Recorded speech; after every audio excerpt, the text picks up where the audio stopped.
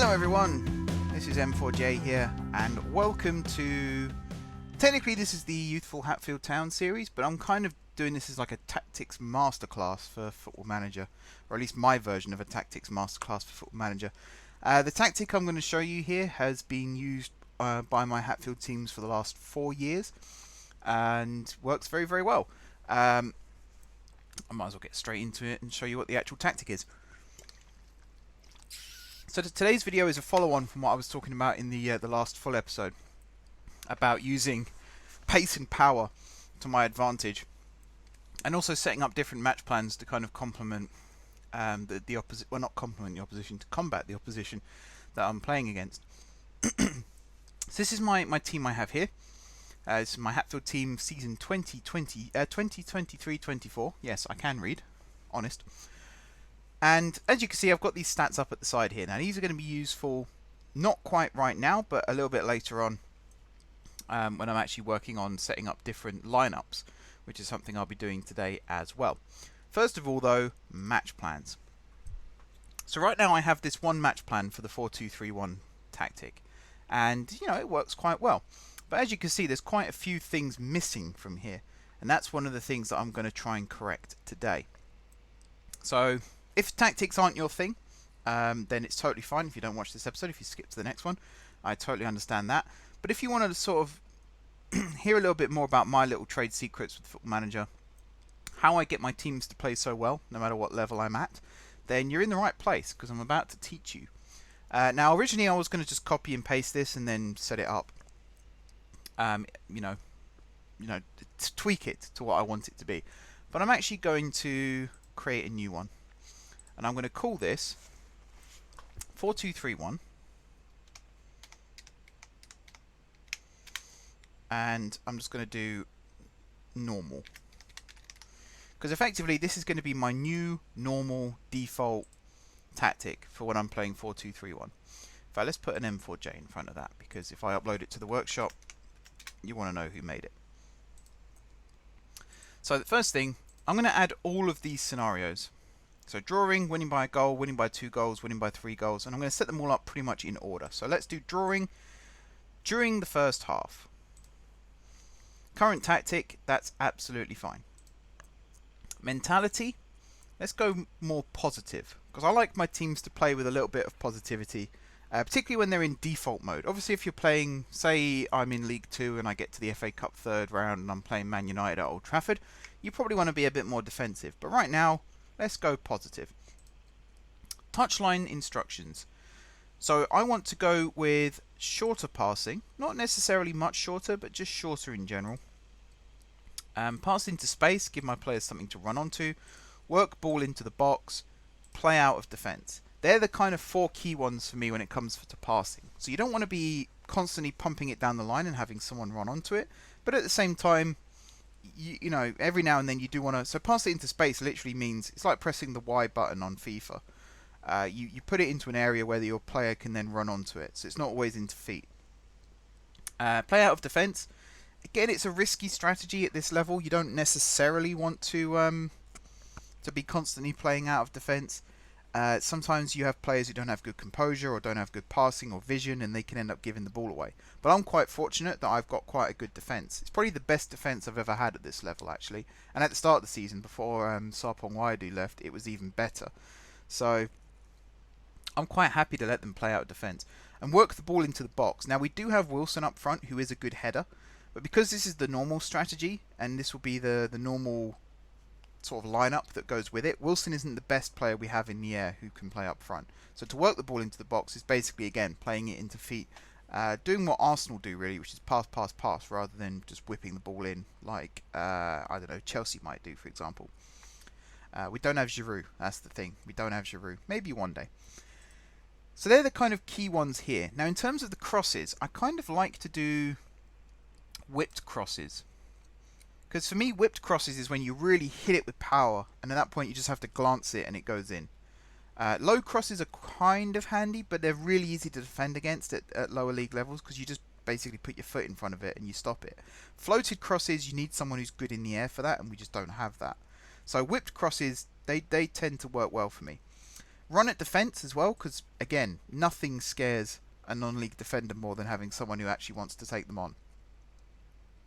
Focusing play down the flanks. We've got some good wingers out there with Fitzhugh and Richmond, so it's always nice to get those in. And we're going to have the overlaps on as well, because getting the fullbacks involved is also to our advantage. For the goalkeeper, now short kicks is the temptation, and to distribute it to the flanks. I think I might do that.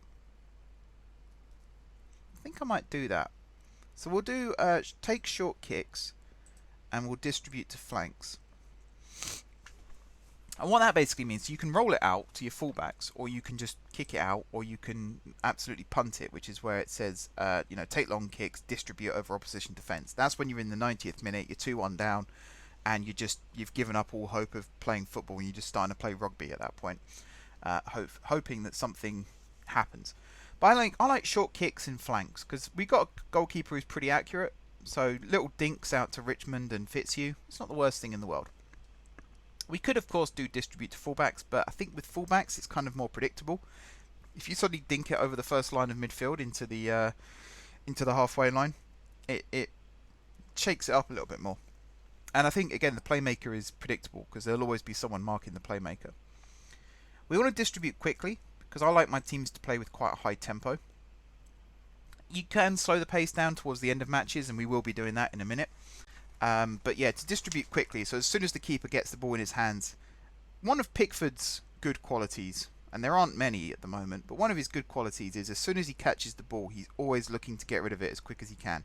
And particularly for England, he's very good at picking out attacking players with his kicks. It looks like he's just punting it long, hit and hope, but he is picking people out, and more often than not, he finds them as well. He is a very good passer. So to have a goalkeeper at any level who can do that, it's a good quality to have. So we will be distributing quickly here. Much wider. No, I'm just going to choose wider.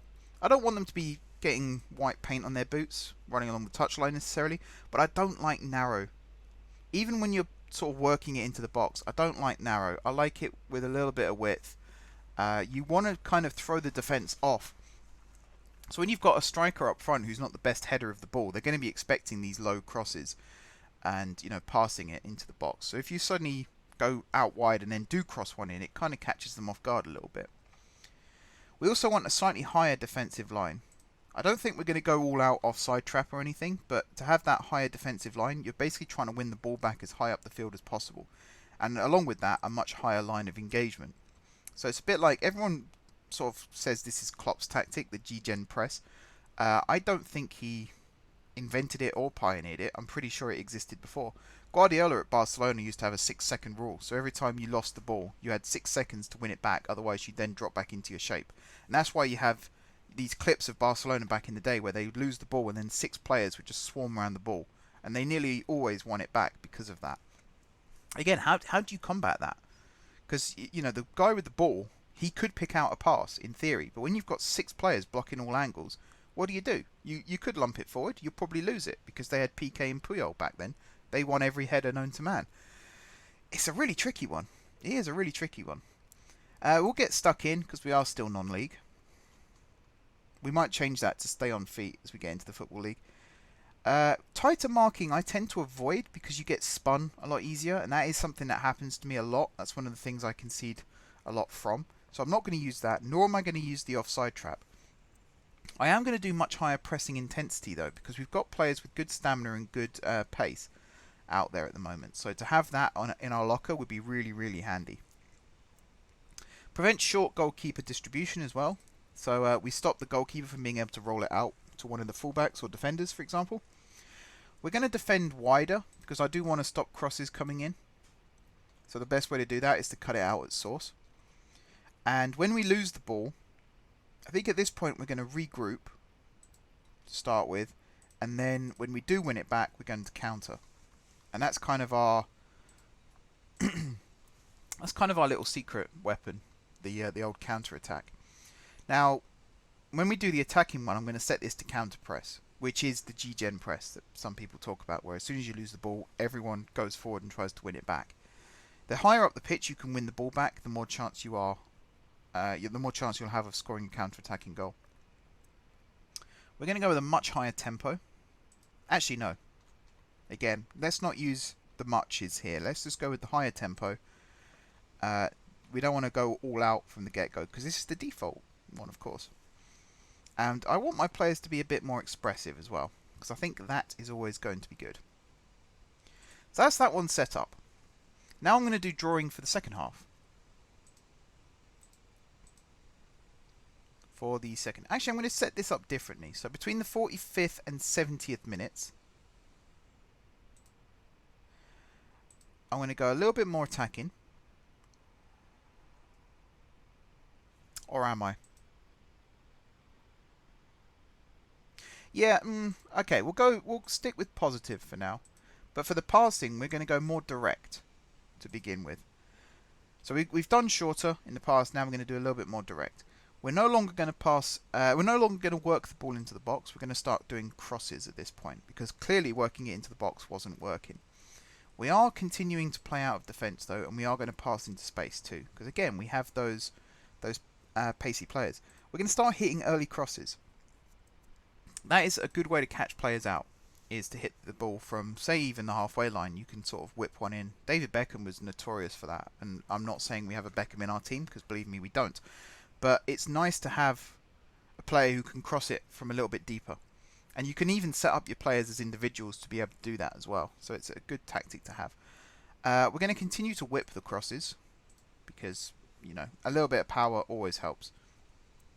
We're also going to dribble less, because at that point, when you're chasing a result, even when you're only drawing, you kind of want the ball to be moving as much as possible. And if you're dribbling with it, it's not moving as fast as it possibly can. So it's always good to have the dribble less tactic here, because then they're more inclined to pass it. You're basically telling them to pass it rather than dribble. Focus play down both flanks again, and whoops. And here we're going to do the overlaps once more. Now in terms of the goalkeeper, we're going to take longer kicks, and we're going to try and distribute it to the playmaker this time. So we are starting to drift into more predictability.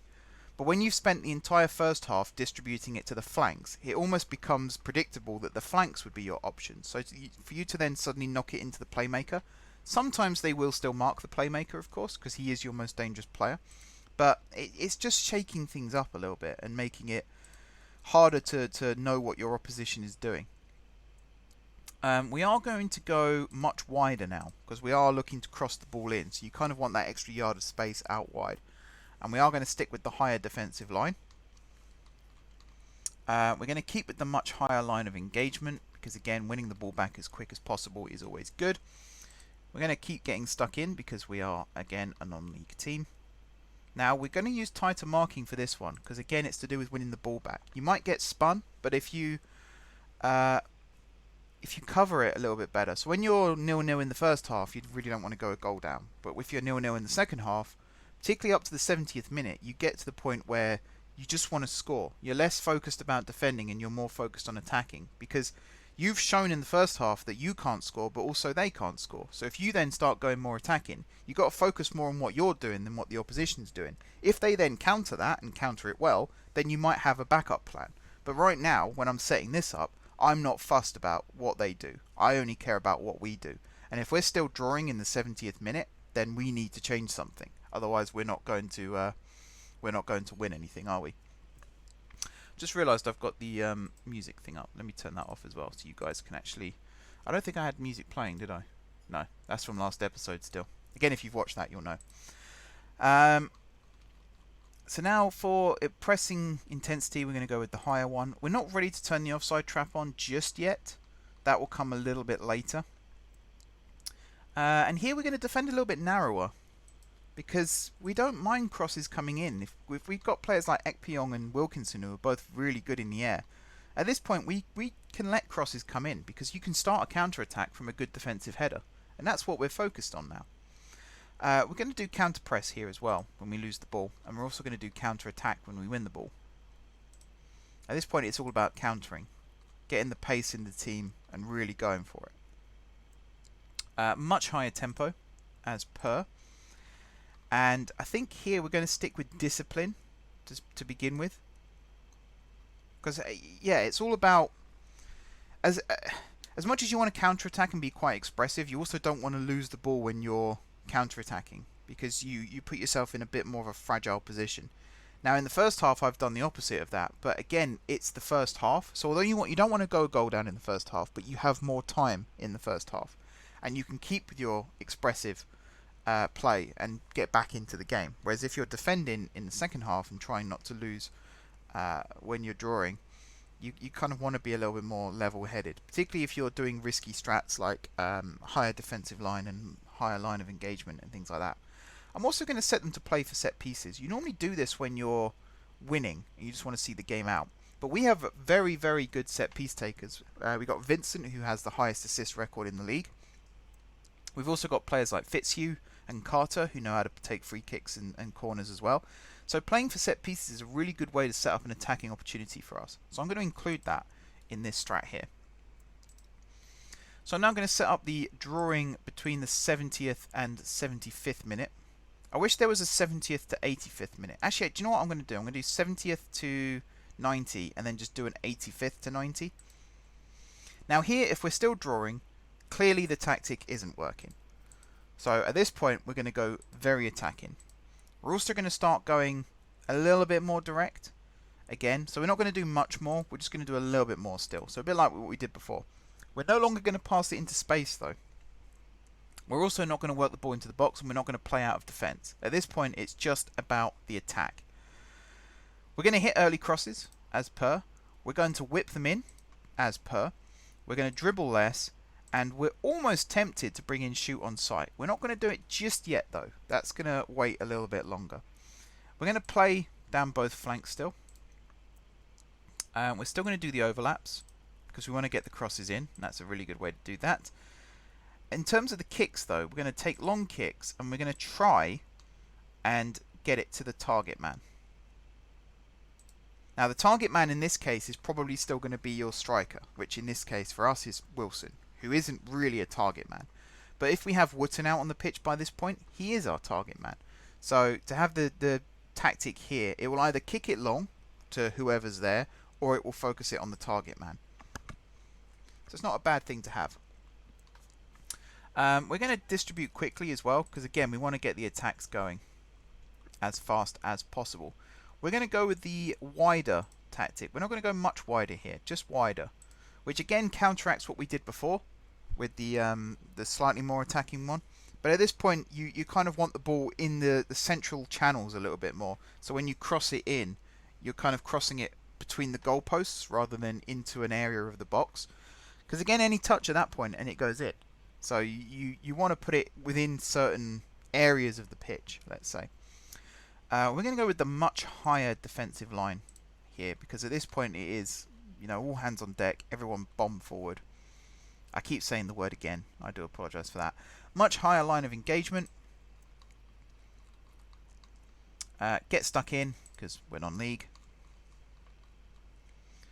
Tighter marking, and at this point I think the offside trap will start coming into play. Now when you've got a pacey defence like we do, we have very strong runners in the fullback position. Smith, Brown and Simpson are both very good sprinters. You can almost play that offside trap, because everyone, as long as everyone moves forward at once, you catch them out. Now we have got Wilkinson, who's not the fastest on the pitch. He will probably be the one who ends up playing people onside. But then again, in that scenario, you'd have two fast defenders who might still be able to track back. It's a 1 in 10 chance, let's say, that they'll break through like this. And we're only doing it for, it says 20 minutes on there, but really we're only doing it for sort of 10-15 minutes. So it probably won't cost us too much. Higher pressing intensity, again, because we want to have that. Defend narrower, because again, a good header from the defender, you can set up a counter attack. I'm going to go counter press and counter attack. Now I'm sort of debating right now whether I want to play for set pieces again, because it is really useful to have that in your locker. Really useful. We are going to stick to being disciplined again. We want players to, I choose expressive. We want players to stay in their positions for a lot of this. We don't really want much swapping going on. And I think for this one I'm going to not play for set pieces. Because we are getting close to the end of the match at this point. You don't really want to be messing around too much trying to dive and win set pieces. Particularly if you have players on a yellow. Now drawing in the 85th to 90th minute. Yeah, at this point we want to set to a different formation. And I think we're going to go with a 3-4-3. Which is something I have used before. But I think here it will work a little bit differently to how I've set it up before. Because at this point we're just going to go much more direct.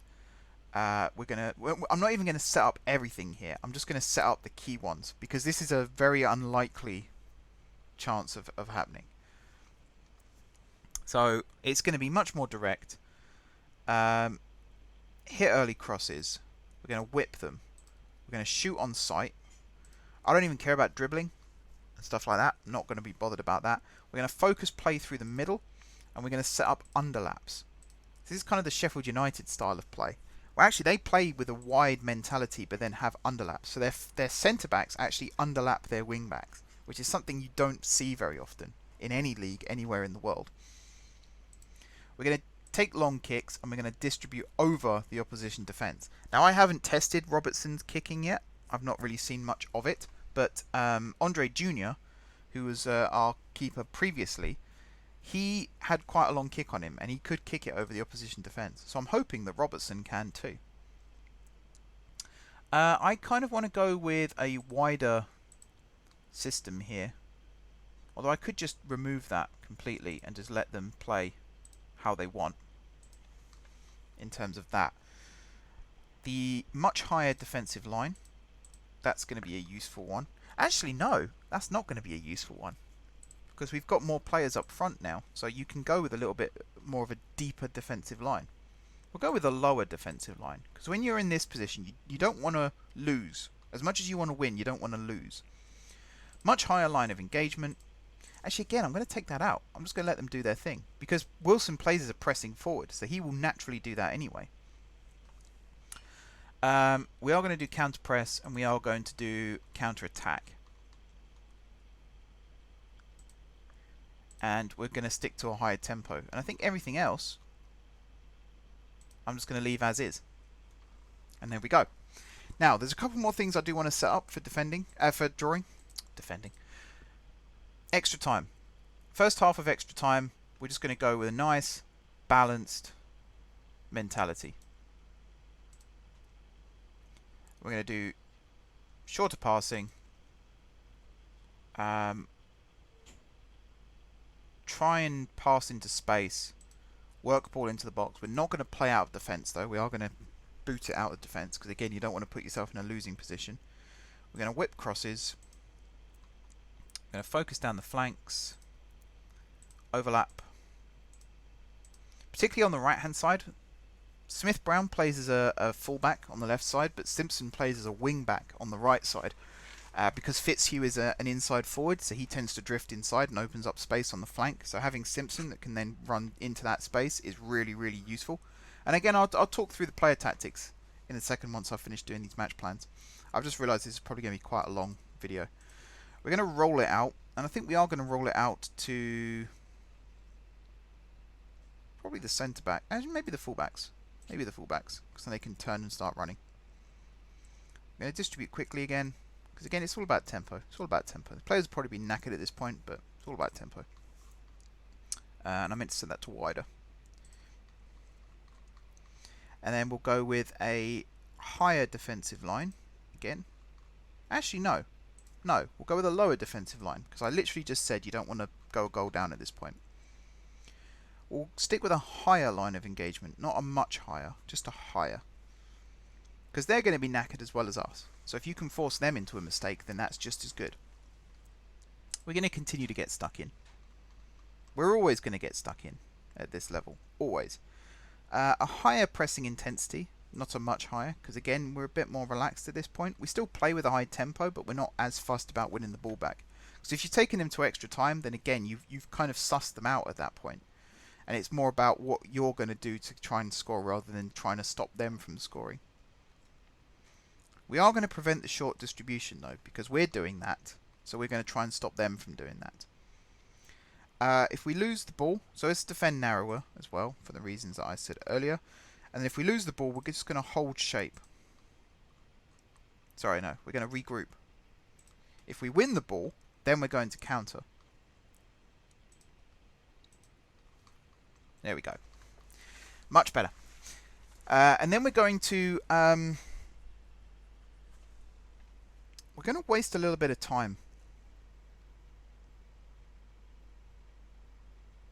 Then we're going to waste a little bit. No, we're going to play with a higher tempo, actually. Higher tempo. Not much higher. Oh, no, lower tempo. That's what I want. So, yeah, we're not going to waste time. Let me remove that. Why did I think that was part of the tempo? Maybe that is part of the tempo. I don't know. But we're going to play with a lower tempo. Because, again, we're passing it around. We're trying to suss things out. We're not too bothered. We're going to be disciplined, and we are going to play for set pieces. Because if we can win some set pieces, that would be nice. Because we are deadly from set pieces.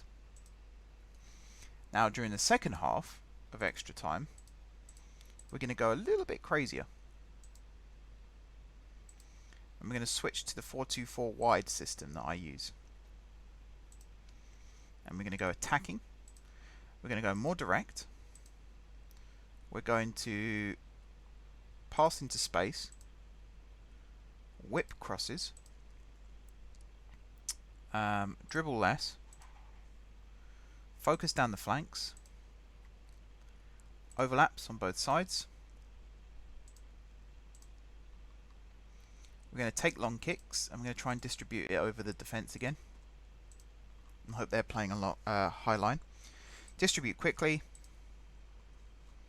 We're going to play much wider because we're going to technically attacking wingers are more inside forwards than midfield wingers.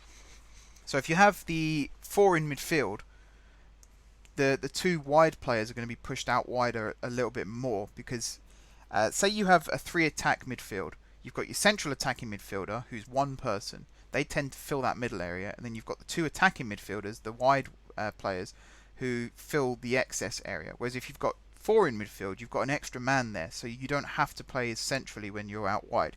So they really do go right up against the touchline. That was a really weird way of saying that an extra man in midfield means they play wider. That's what I meant to say. So again, playing much wider here, it suits the style. Plus you have an extra man in the box when you cross the ball in, so you're more likely to score from getting it out wide and crossing it in. We're going to go with the much higher defensive line, because again at this point it's just trying to score. Just trying to score. Much higher line of engagement, because you've got that extra man up front, so you can cover a defender and a goalkeeper at the same time. Get stuck in. By that I'm basically mean cut off passing lanes, so you're forcing their goalkeeper to kick it long, because he can't pass it to his fellow defenders because they're marked basically. Much higher. Actually, let's go with the offside trap as well, and then we're going to go with a much higher pressing intensity. Defend narrower. So even though we like to get the ball out wide, I kind of want them to cross it in, because very rarely do we concede headers. We've got 2 very good, strong centre backs, so it doesn't happen very often. Counter press. So this is again the G-Gen press, just absolutely swarming them whenever they lose the ball. Counter. When we do win it back, we're going to play with the much higher tempo again, because if we can pull that extra second wind out of the locker and the other team are tired, we're more likely to score. More disciplined, and we are going to play for set pieces again, because again we are dangerous on set pieces. So they're all the defensive ones. They're not the defensive. Why do I keep saying that? They're all the drawing ones set up. Now we're going to go with the winning ones. Now these I might stretch out a little bit more, or I won't show you all of them on screen. I think I'll do a couple of them off screen, because this might take a while, because there's 3 different, like drawing is one thing, and you can already see we've got 6 different tactics for that. Whereas winning, I suppose winning by 3 goals is winning by 1+, so that kind of applies. But let's say winning by 1+ goal for 10 minutes after scoring. Now, hang on. There's some drawing ones. No, I think that works actually. I was going to say drawing after conceding or drawing after scoring. But if you switch back to the balanced, the positive even, if you switch back to the positive play here when you concede a goal, then you're more likely to score again. Whereas if you are a goal down and you score and you switch to positive, then you're more likely to, continue that flow, let's say. So winning by 1+ goal for 10 minutes after scoring a goal. We're going to stick to this system, and we're going to stick to the positive system, but we're going to be a bit more defensive in terms of what we do here. So we're going to kind of do much shorter passing. So we're going to try and hold on to the ball as much as possible. We're not going to work the ball into the box or play out of defence or pass into space. We're not going to do any of those things. We're also not going to do early crosses. We're going to continue whipping crosses when we are doing them though, because again, it helps. We're going to dribble less, so we reduce the risk of losing the ball there. We're going to focus play through the middle, where the bulk of our players actually are. We are going to do some underlaps here and there. We're going to roll it out, and we're going to roll it out to the fullbacks. We're also going to slow the pace down considerably. We're going to play much narrower with a much lower defensive line and a lower line of engagement. So we're kind of letting them pass it around their back four, essentially. We are going to stay on our feet here, because if you're on a yellow and you've just gone a goal up, the last thing you want to do is have a player sent off for getting a bit hot-headed. We're going to use tighter marking, because there's not going to be much space behind for them to run onto. And we're going to go with a lower pressing intensity as well.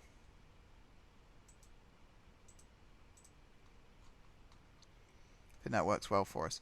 We're going to defend narrower, and when we lose the ball, we're just going to regroup, and then when we win the ball back, we're just going to hold shape. We're not going to do anything stupid. That's the thing. The last thing you want to do is concede straight after scoring. We're going to waste some time, and we're going to play with a lower tempo, and we're going to be disciplined. We're also going to play for set pieces, because again, if you get the striker to foul your defender, you've just stopped their attack, which I think is a good thing. There we go. 10 minutes after scoring a goal. Now we're going to kind of do the opposite of that, which is winning by 1+ goal for 10 minutes after conceding a goal. And at this point, we're going to go attacking, because we're 2-0 up, and we've just conceded a goal. So now we're only 1-0 up. You kind of want to get that second goal buffer again. So we're going to go with shorter passing. Actually, we're going to go with direct passing. More direct. We're not going to work it into the box or play out defence, but we are going to pass into space. We're going to whip the crosses. This is going to be a bit of an easier one to set up, because we're just going to do focus play down both flanks. I don't care about overlaps or anything like that at this point. It's just about making sure that the team is in a more attacking mood again, particularly if they've just gone defensive prior to that. We're going to throw it long, and we're going to throw it to the flanks. We're also going to distribute quickly, and we're going to play wider with a higher defensive line and a much higher line of engagement. Besides that, I mean, it's 10 minutes. If it was 5 minutes, I would probably leave it like this. But because it's 10 minutes, I think I would add a couple more things to this. So, get stuck in. Pressing intensity much higher. And if we lose the ball, we'll regroup. But if we win the ball, we're going to counter. I'm not bothered about goalkeeper distribution or anything like that, or even if we defend wide or narrow, I'll just let them do that themselves. We're going to play with a higher tempo, and we're going to be a bit more expressive at this point, which again sounds a bit counterintuitive to what I've been saying before. But if you've got a guy who can do step overs and can do little Rabonas here and there, or just find the pass that no one else can find, that's when you want it. When your backs are kind of against the wall and you're looking for a way through. So that's the two after conceding goals and scoring goals. Now I'm going to do the winning by 1+ goal between the 75th and 85th minute. This is kind of the important section of the game, where you're trying to hold on to a lead. Now I have this system here, a 3-4-1-2. I'm kind of tempted to use like a doctored version of that. I think what I'm actually going to do is more like maybe a 3-1. I want to, yeah, 3-4-2-1. That's a good one. 3-4-2-1 DM. That sounds like a good one. So you'll have the 2 defensive midfielders, then you'll have the 2 wide players, maybe 2 central midfielders ahead of that, and then 1 up top. So you still want your 1 up top. It's always good to have a striker out there still. We're going to play a little bit more cautiously here. Shorter passing. And again, this is going to be quite an easy one to do. Dribble less. Focus play through the middle. No overlaps or anything like that. We're going to roll it out to the fullbacks, which we don't actually have. So centre backs. Oops, not playmaker. Centre backs. We're going to slow the pace down. All this stuff I'm not bothered about. And I think we're going with a much higher pressing intensity still. So we're constantly trying to chase them and get the ball back. We're going to regroup and we're going to hold shape if we do win it back. We're also going to waste time. I think the last thing I'm going to add here is just discipline. And that's it. The rest of it, I'm fine with. And then the final one here, if we go winning by 1+ goal, 85th to 90th minute, we're going to go with 5 at the back. So we've had 3 at the back, now we're going to go 5 at the back. 5-1-2-2 DM narrow is a good one. The one I currently play with is the 5-2-2-1-0. So no striker, the attacking midfielder is your furthest player forward. I kind of don't like that one though. I think the 5-1-2-2 DM, maybe a bit more width. 5-2-3 or the 5-4-1. The 5-4-1 wing back wide actually sounds good. Let's go with that. We're going to go very defensive. Much shorter passing. Dribble less. What the keeper does I'm not fussed about. Slow pace down though, that's key. All this stuff I'm not bothered about. We're going to regroup and hold shape though.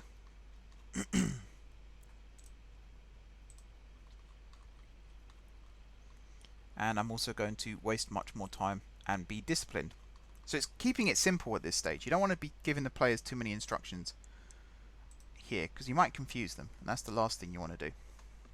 So they're basically the core components of the winning. So even if we're 3-0 up in the 85th minute, we'll probably switch to this tactic. What I'll do in the future is add a 3+ rule, because you don't really want to be going ultra defensive and concentrating hard when you're 3 goals up. That's just stupid. But for now, 1+ is a good system to have. Now I'm going to do the losing. So losing for 10 minutes after conceding a goal. We're going to stick to this system, but we're going to go very attacking. Because at this point, you're trying to get back level. That's the key. And we're not going to do direct at this point. We're just going to do shorter passing. Maybe try and work it into the box still. We're not going to play out of defence though, because that might be the reason we're a goal down. We're going to whip crosses. We're also going to hit early crosses. So actually, yeah, we're not going to work into the box. We're going to hit early crosses. We are going to run at the defence though, because that's where you can draw fouls. Focus play down the flanks. Overlap. Overlap. And again, at this stage, it's mainly about keeping it pretty simple. Not doing too much. Because it could be a quick change. Say we're for 10 minutes, you go a goal down, but you score after 1 minute. So you don't want to continue 9 minutes of faff. So you want to switch back to your default tactic as soon as possible. So keeping it nice and simple here. It'll almost be like if I was a manager in real life, I'd have code words for each of these tactics. So I don't know. Say we concede, I might shout Dynamo, and they know that we're now going into the ultra attacking system. I like smoke and mirrors and, you know, cloak and dagger with management. Code words, maybe even a different language, just to really throw the opposition off. So they have absolutely no idea what you're doing. Nothing written down, all memorized. How they play, wide or not, I don't mind. We are going to distribute quickly though, because I do, again, tempo. It's all about tempo. All of this stuff, don't mind. All of this stuff, don't mind. We're going to counter press and counter attack though.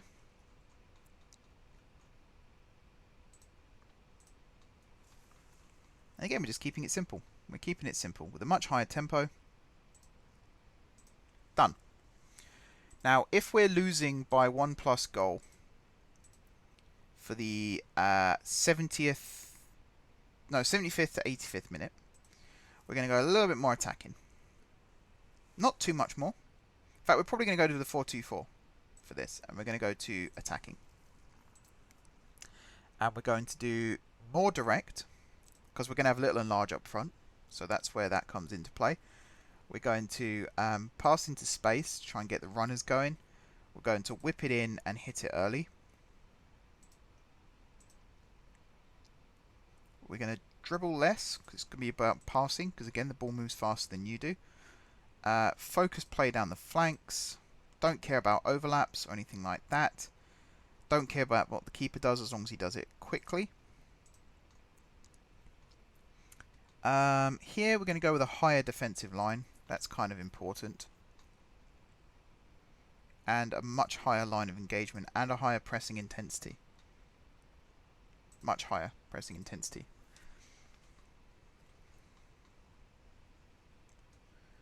So this stuff, yeah, don't mind. Counter press and counter attack is obviously going to be par for the course. And we're going to do everything with a much higher tempo. And that's about it for that one. Now, the last one I'm going to do here is when we're really going for it. So, 85th to 90th minutes. And we're just going to go for 4-1-4-1 DM. That actually sounds like a good one to do if I had the extra striker there. So I really want something attacking. 4-1-2-3 with a DM. That might work. That might work. I think I might go with this one. 4-1-2-3. Because you're going to have 2 central midfielders, sure, but you're going to have 3 up top. Although it says DM AM. So maybe that isn't what I think. Oh, no, actually, no, I think that is what I think it is. So 1 defensive midfielder and 2 attacking midfielders, I think is what that means. So you basically have 5 players up front and 6 players back. Which, you know, you're just removing the midfield at this point. Much more direct. Hit early crosses. In fact, we're not even going to have the ball out wide, so it's going to be nothing to do with crosses. Shoot on sight. Focus through the middle. That should go without saying, actually. Kick it long. Over the top of the opposition defence. Do it quickly. Everything here goes without saying. Counter press, counter attack. I am going to do the much higher pressing intensity though. There we go. And much higher tempo. And that's going to be that. Now we have also got the permutations to do with winning, losing during extra time and things like that, but I'm not fussed about that right now. So this is the normal system. We are going to set up some more attacking and some more defensive ones. And we might have gone a little bit extreme with some of these. For example, this one here and this one here. These are the 2 extremes. But at that point, even if you're playing a normal system, you're either trying to grind out a result, so grab a 1-0 win or a 2-1 win, whatever it might be, or you're trying to get back into the game as quickly as possible. Both of them are valid reasons to go a little bit more attacking or a little bit more defensive, sorry, and try and you know, go to the extremes and try and get the result that way. So that's basically it for the match plan.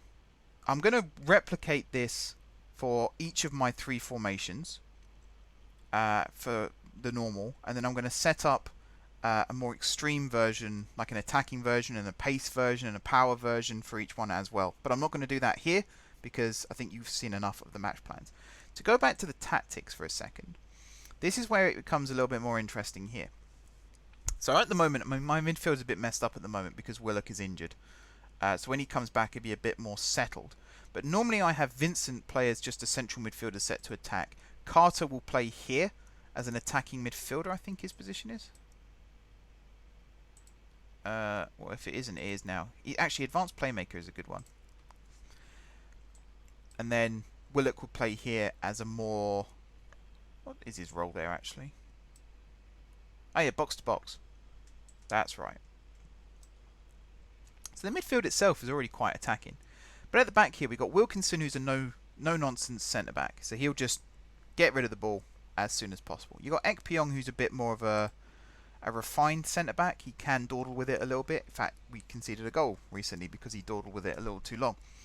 But the fullbacks here is where it gets interesting. So in the attack here, we've got Richmond, who's a normal winger set to support. And to complement that, we've got Smith-Brown, who's a fullback set to defend. So Smith-Brown does get forward. I believe you're right-footed, Smith-Brown. I know he can use either foot. I've seen him cross a lot with his right foot, though. But it's actually good to have that complement here. Fitzhugh is an inside winger. No, inverted winger. Although, actually, I'm going to play you as an inside forward from now on, because this fits a little bit better with what I'm about to say. He'll cut inside a lot. So an inside forward, especially a set to attack, it's like the Iron Robin role, particularly on this right-hand side, because Fitzhugh is left-footed. So he'll constantly be cutting onto his left foot and trying to score or set up a goal. And because of that, he'll actually be playing more around this area. So he kind of steps on the toes of, in this case, Waldron O'Rourke. But what that allows, Simpson is an attacking wing-back here. He's also incredibly fast. He's got pace of 16. What's his acceleration? 15. So he's quick off the line as well. He will fill this space that Fitzhugh leaves. So every time Fitzhugh drifts inside, Simpson will come up as well. So you end up with 4 attacking players in this kind of midfield role here. Wilson up front, he'll just stay up front. Fitzhugh might end up joining him as the inside forward, but there will always be an extra man here. Now when you are defending, particularly if you lose the ball around this area, you might get caught out a little bit. It would help to have someone in the midfield who can then drop back into that position, or even drop back into defence, and then have Wilkinson go and cover that right back position just while the attack's taking place. That's something that I feel like this game lacks that a little bit more. It's something FIFA has, though, where you can set your defence-minded midfielder, try saying that when you're drunk, defence-minded midfielder, you can set them to kind of slot between the centre-backs whilst you're attacking. And I do like to have that. This is actually not what I like in my midfield, and you can already see here we have major issues. There's nobody directly responsible for this segment of the pitch, which could be a problem defensively. So it might almost be worth... I signed O'Loughlin here on loan. I might just do this and set you to be ball-winning midfielder set to defend. So now this area is a little bit more covered, but it also means that if you drop back a little bit deeper, I mean this area of the pitch is covered very nicely, which is kind of the key area that I was going to refer to. Because that's where the defensive midfielder will drop back to a lot more into this central area, and it will allow this centre-back to then shift over. You want people to be covering constantly for others in a fluid system like this. When you're defending, when you're going really defensive, you don't want that. You just want everyone to stay regimented, stay in their positions, and not sort of break rank. But when you're attacking, you want that fluidity. And it's also really handy in that case to have people who can play multiple positions. So for example, Smith-Brown, he's comfortable as a left midfielder and a left attacking midfielder. So when he gets forward into these positions, he has actually got, if I show you here, he has actually got some decent stats for those positions. His crossing isn't the greatest, let's be honest. But really, when you're a fullback getting forward, you just want to get the ball in the box. You're not focused on, directly picking out a teammate necessarily. You just want to beat the first man and get it into the box. But having this versatility, you know, Simpson can play 5 positions. 4 positions. Can't count. Even Ekpion can move forward into midfield at times. You've got utility players on the bench as well, like Bennett and Dath, who can play multiple positions. And even if we go down into the reserves, we've got Whitnall, who can play right across the back. We've got Miller, who can play right across the front. We've got Lane, who can play right across the front. You've got Montero, who's currently out on loan, but he can play anywhere between defence, midfield and striker. When he is at the club, I am training him as a centre-back. It's really good for if you've got match plans that constantly change as well. So you might have a formation that goes from 3 at the back to 5 at the back. If you've already got players out on the pitch who can do that comfortably. So if we switch to 3 at the back here, Smith-Brown can automatically move up into the wing-back position. Simpson can move back into the wing-back position. We might have to make a sub to bring on the extra centre-back, although O'Loughlin can play centre-back. So then he can drift back and become this third centre-back. And you've switched your formation then without having to make substitutions. I think that's a really handy thing to have when you're, particularly at this level, you don't have the biggest budget. You can't afford a player for each scenario. You want one player who can do multiple scenarios. So I think that's basically it for this sort of tactics video. There's lots of things that I haven't covered, like set pieces, for example. If you do want me to go over set pieces, feel free to drop a comment down below. I'm going to try and promote this video quite a lot, particularly on the forums and stuff, because I think there's a lot of people that don't necessarily read too much into the tactical side of the game. I see a lot of people on Reddit, for example, talking about conceding last-minute goals, and then they show their formation and their tactics, and it's kind of obvious as to why that happens. So little things like this, setting up all the permutations and combinations, and really using match plans to your advantage. That's where games get won and lost. And like I said, off camera, I am going to set this up for... what am I... Oh yeah, losing by 1+ goal after scoring a goal I didn't do. I'm going to set that one up as well. But I'm going to add all the other variations for winning by 2+ goals, 3+ goals, and maybe even drawing after scoring and conceding, just for that extra bit of fluidity in the play. And then I'm going to set all those up for each of the formations. I might not do the pace and power ones just yet. I might hold off on those for a little bit, maybe save that for a part 2 of tactics, because it's something I've not tried yet. So I kind of want to maybe try it a little bit off camera and see if it actually works before I commit to making a video on it. But yeah, hopefully this has been helpful. Hopefully it's been helpful. Again, if there's anything I've missed out, feel free to drop comments down below and tell me. Things like opposition instructions, I do tend to let my assistant manager take care of this stuff, so I don't focus on it too much. Because again, I'm more of the mentality of focus on what you're doing and let them worry about you, rather than worry about what they're doing. Because if I throw a couple of curveballs in here and there, their manager's going to be furiously scribbling notes trying to work out what the hell I'm doing and how to counter it. I don't want to be a reactor, I want to be a proactor. But yeah, thanks for watching, guys. Don't forget to hit the like button if you enjoyed the video, and check out the other videos in the series as well, and hit the like button if you enjoy those too. Drop some comments down below, like I said. If you haven't already subscribed to the channel, be sure to hit the subscribe button. I'd like to do more of these tutorial type videos. Some people have asked for them, in fact, so stay tuned for those. But yeah, if you have already subscribed to the channel, thank you guys for your continued support. It's always appreciated. And until next time, I will see you soon.